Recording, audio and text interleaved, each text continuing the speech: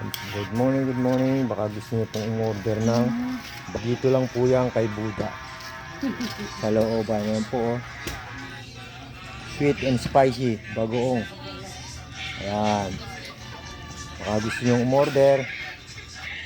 Kumukulo lapit mo para kita kumukulo. 50 pesos lang po ang by garapon na maliit. Ayan. Masarap po yan. Tamis anghang yan. Sarap sa bagoong. Tapos sa pritong isda. Lalo na sa mangga. Sarap.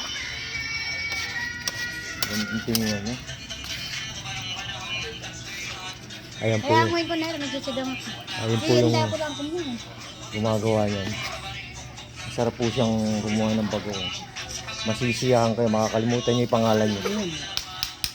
Pag natikman niyo yung bagoong niya. Ayan. Pag gusto niyo umorder ng bagoong, ayan.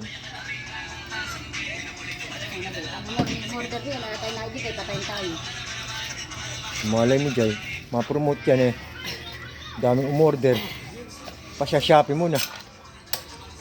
Wala, madalang, alam mo. Sa pare ko.